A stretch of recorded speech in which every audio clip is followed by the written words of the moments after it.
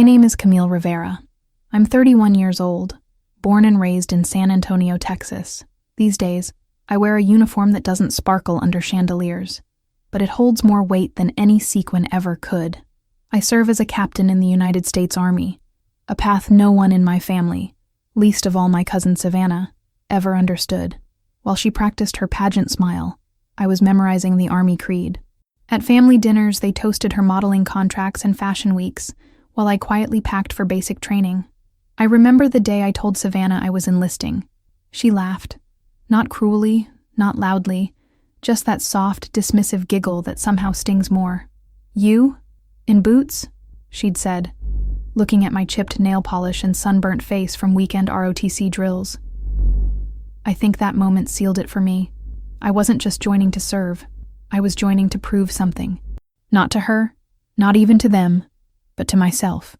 That I could carve my own place in the world, outside of their manicured expectations. Training was hell. Fort Benning didn't care about last names or family prestige. I learned quickly that push-ups were a universal language, and that the ground doesn't soften for soft hands. Every blister, every barked order, every freezing dawn run, it stripped away the girl who once worried about being liked at family reunions. In her place stood a woman who knew exactly who she was, even when others didn't. Especially then. Deployment came like a sudden storm. Afghanistan wasn't glamorous. It was dust, noise, and decisions you had to live with, and sometimes ones you couldn't. I led missions, navigated loss, and discovered what courage really looks like when it's not being filmed. Promotions didn't come with parties. They came with responsibility, with men and women looking to me in silence when the plan went sideways. And through it all, I kept thinking, if Savannah could see me now. 4 stars don't come easy. Each one is carved from years of silence, sacrifice, and decisions that age you in ways no mirror can reflect. But when I received my 4th, something inside me steadied. It wasn't about revenge or showing them. It was about standing fully in the life I chose and knowing it mattered, that I mattered. Even if no one back home clapped when the commendations were read aloud. I hadn't been home in nearly 8 years. Emails, texts, the occasional holiday card. That was the extent of our family connection. But then came the invite. Savannah's Gala, a celebration of fashion and philanthropy. Black tie, Manhattan. Her face, perfectly lit on the gold-embossed card, smiling with that same certainty I remembered. I placed it on my desk and stared at it for a long time. Then I called my superior officer and put in the request for leave. I arrived in New York 3 days before the event. The city hadn't changed much. Loud, fast, unforgiving. But I had. I walked the streets like a ghost of who I used to be, unrecognizable even to myself. My dress uniform hung in the closet of my hotel room, the stars polished, the lines crisp. I hadn't worn it outside of military ceremonies. I'd never worn it to a party. The night of the gala, I took my time getting ready. No makeup beyond the basics, no jewelry, just the uniform, tailored sharp, and the weight of everything it represented. As I stepped out into the lobby, heads turned, not in admiration, but in curiosity. In a sea of gowns and tuxedos, I stood alone, yet I had never felt more grounded. I wasn't there to blend in. I was there to arrive. When I entered the ballroom, the music paused just slightly, a hiccup in the rhythm. Then it carried on, like nothing had changed. But I saw it, the glances, the sudden whispers. And then, across the room, Savannah, dressed in silk, laughter spilling from her lips, until her eyes met mine. She froze. For the first time, I watched the certainty slip from her face, replaced by something she'd never shown me before. Respect, maybe even awe. And I hadn't said a single word yet. Savannah blinked first. She turned back to her circle, smiling again, but not quite the same. I stood near the entrance, absorbing the room. Crystal chandeliers, champagne flutes, laughter too loud to be real. No one approached me at first. I didn't need them to. I walked past groups of people in suits and sequins, heels clicking like applause on marble floors. Every few steps, someone glanced down at the ribbons on my chest, then quickly looked away. They didn't know what to say. A waiter offered champagne. I took water instead. It tasted like silence, cool and sharp. The ballroom smelled of expensive perfume and fresh orchids, so far removed from the sand and sweat I was used to. I wondered if any of them had ever walked through a minefield, or written a condolence letter to a mother whose son didn't come back. Probably not, but that wasn't the point tonight. I wasn't here to talk about the war. I was here because Savannah invited me, and I came, on my own terms. After 20 minutes of mingling alone, someone finally approached. Aunt Denise, Savannah's mother. She looked exactly the same. Sharp chin, tighter skin, voice like honey over ice. "Camille," she said, hesitant. "Is that really you?" I smiled and nodded. "In the flesh, ma'am." She scanned the uniform. "You look decorated." I didn't reply. She shifted, unsure whether to hug me or salute me. We settled for a strained handshake. "Savannah will be thrilled you came," she added, though her eyes said otherwise. A few cousins I barely remembered came next, the kind who hadn't called in years, but now wanted selfies.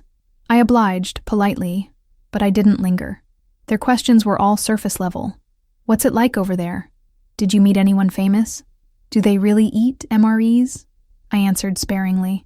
What could I possibly tell them that wouldn't turn the party into a wake? I'd learned long ago that some stories aren't meant for cocktail hours. Then came the moment. Savannah crossed the floor like a practiced queen. Posture perfect, smile poised. The crowd thinned instinctively as she walked toward me. I stood still.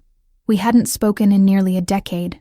Her dress shimmered like moonlight, her heels silent on the floor. When she stopped in front of me, I saw it. Not just surprise, but something deeper. Maybe regret, maybe pride, maybe both. "Camille," she said softly, "you really came." I nodded. "I said I would, didn't I?" Her smile faltered just a breath, then returned. "You look incredible. I mean, wow. I didn't know you were a captain," I said. "Now a 4-star. Her eyes flicked to the stars on my shoulder. And for once, she didn't try to one-up me. She simply nodded, lips pressed together, as if calculating the weight of what those stars meant. "I'm glad you're here," she said finally, and I believed her. The gala continued around us, but in that moment, everything else dimmed. I expected awkwardness, but what I felt instead was clarity. Savannah wasn't my enemy. She was my mirror, reflecting the path I didn't take, and maybe she saw me the same way. We stood in silence for a long second, two women shaped by vastly different worlds, bound by blood, and something far more complicated, the need to be seen. As she walked away to greet donors and dignitaries, I watched her back, graceful, sure, polished. I turned toward the balcony, needing air. Outside, the city buzzed beneath me. I loosened my collar and leaned on the railing. New York smelled like ambition and exhaust. It fit Savannah. But strangely, it didn't repel me anymore. Maybe because I no longer felt like the outsider. I had my own kind of success now.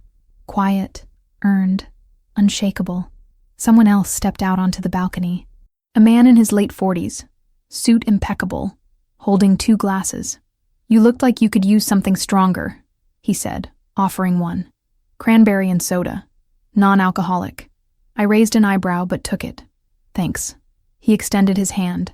"Colonel Bennett, I served with your father back in the day. He was proud of you.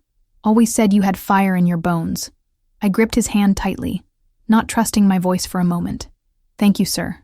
As the night deepened, the city lights below flickered like stars, distant, constant. I stayed on the balcony longer than I should have, letting the cold bite through the fabric. Inside, music played and glasses clinked, but out here, there was space to breathe. The past still whispered in the corners of my mind, but for the first time it didn't hurt. I'd returned, and I was exactly who I'd hoped I'd become. The gala moved on like a well-rehearsed play, lights dimming slightly for speeches, violins rising in the background, waiters gliding with trays. I slipped back inside after a while, blending into the edges. I wasn't used to being noticed, not like this, but that night, people were watching, some out of curiosity, some with admiration, and a few, like Aunt Denise, with carefully hidden discomfort. It was subtle, but I knew the difference. Savannah took the stage under a spotlight, her voice smooth, her presence flawless. She spoke of resilience, fashion as empowerment, her nonprofit that helped young women from underprivileged backgrounds. The crowd applauded, donors smiled, but something in her tone had shifted. A vulnerability, barely visible, but real. Maybe seeing me there, in my uniform, had reminded her that strength wears many faces. She paused once, mid-sentence, eyes flicking to where I stood. For a heartbeat, she seemed to lose her script. After her speech, people started approaching me more deliberately. A professor from NYU wanted to talk about leadership. A venture capitalist mentioned a veterans mentorship program. I listened, nodded, stayed polite. But one woman, mid-30s, nervous, approached me with something different. "My brother served," she said quietly. "Didn't make it back.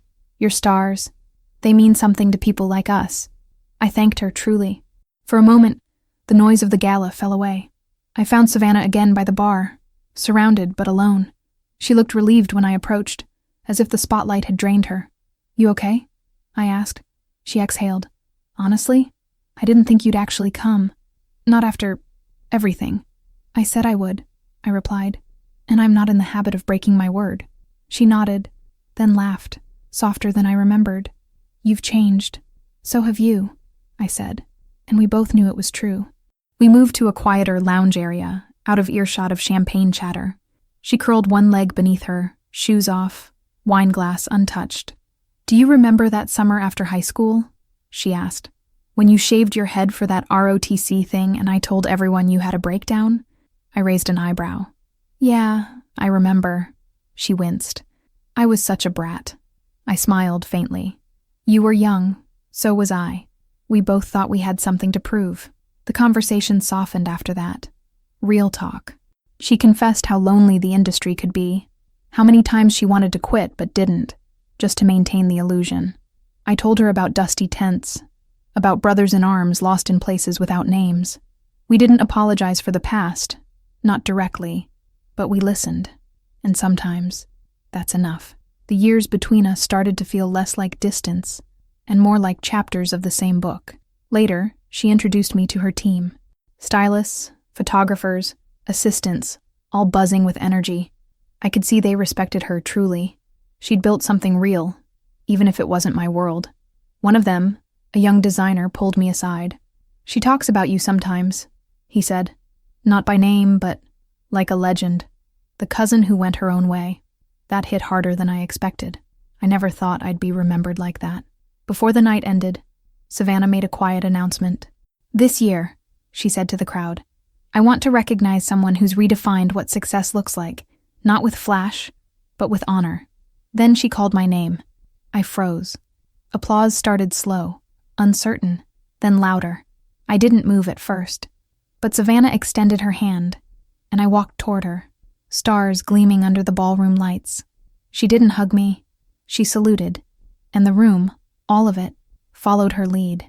Afterward, she leaned in and whispered, "Now the world knows what I always knew. You were never meant to blend in." I smiled, eyes stinging. Neither were you. The gala wound down with laughter and leftover desserts, but something fundamental had shifted. We weren't rivals anymore, just women who'd taken different roads and found something worth honoring at the end of them. That night, back in my hotel room, I took off the uniform slowly. I hung it with care, smoothing the fabric over the hanger. I looked in the mirror, no makeup, no medals, just Camille, and I realized something. I hadn't come back for them. I came back for me, to see if I still belonged in this world I once walked away from. And now I knew the answer. The morning after the gala, Manhattan looked different. Less like a challenge, more like a story I'd once stepped out of, but now could read with clarity. The streets buzzed like always, but I walked them with a lighter step. No uniform, no expectations. Just me, jeans, boots, hair tied back, coffee in hand. I wasn't sure if I'd see Savannah again before leaving, but part of me hoped I would. Around noon she called. "Brunch?" she asked. "Nothing fancy." I met her in a quiet spot in Soho, the kind of minimalist cafe she probably frequented often. She was already there, sunglasses pushed into her hair, no makeup, hoodie half-zipped. For the first time, we looked like two women without roles. Not the soldier and the socialite, just cousins trying to bridge a gap life had carved too wide for too long. We didn't talk about the gala much. Instead, we talked about food, about childhood pranks, about the time we tried to start a lemonade stand and argued over prices. Laughter came easier than expected. "You know," she said between sips, "I spent so long trying to make the world clap for me. I forgot to ask if I even liked the song I was dancing to." I nodded. "I know what you mean. The army gave me clarity, but it didn't fix everything. Some things you have to face without orders." We sat in silence after that, but it was the good kind, the kind that fills instead of drains. She paid the bill before I could argue, slipping me a business card across the table. "I'm hosting a panel next spring. Women who lead. You'd be perfect." I smiled. "I'm not a speaker." She smirked. "You didn't say a word last night, and you said more than anyone there." That stuck with me.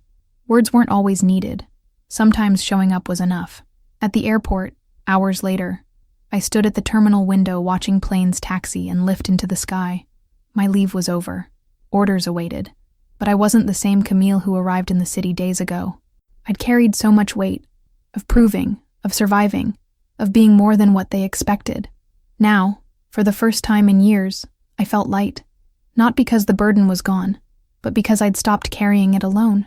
Back on base, the routine resumed. Drills, reports, mentorship. But something inside had shifted. I reached out to a few old friends, wrote letters I should have sent long ago, even called my mom just to say hi. I wasn't trying to be anyone's hero anymore. I just wanted to be present, for my team, for my family, and maybe, eventually, for myself. A month later, a package arrived from New York. Inside, a framed photo from the gala. Me and Savannah, side by side, under the soft lights.